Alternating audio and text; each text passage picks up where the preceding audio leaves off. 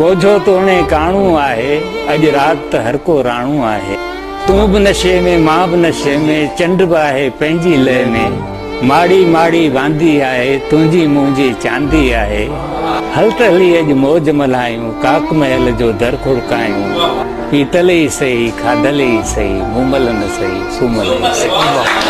इमदाद हुसैनी बेशक क्लासिक सिंधी अदब जो आख़िरी क्लासिकल अदीब हो, जदीद सिंधी अदब जी तारीख़ जो यादगार बाब हो, जेको अॼु जिस्मानी तौर असां खां विछड़ी वियो। इमदाद साहब साह जी तकलीफ़ सबबि 2 महीननि खां इलाज हेठो। इमदाद हुसैनी खे ॾिसी करे वाकई बि लॻंदो हो त हुनखे शाइर तौर ई पैदा थियणु घुरिजे हा, ऐं ही वाकई बि शाइरी करण लाइ ई पैदा थियो हो।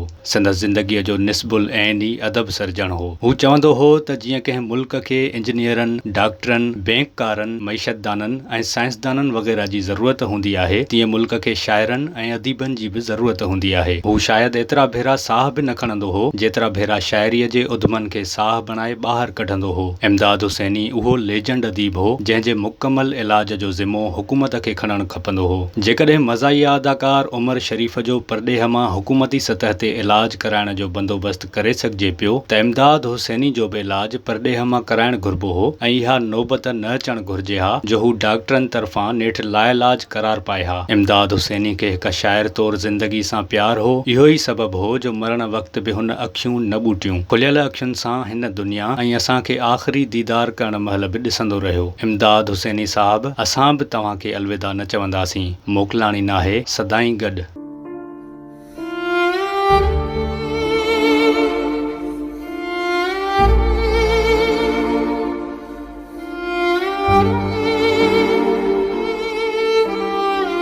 विज़िट कयो अवामी आवाज़ मीडिया ग्रुप जी वेबसाइट awamiawaz.pk।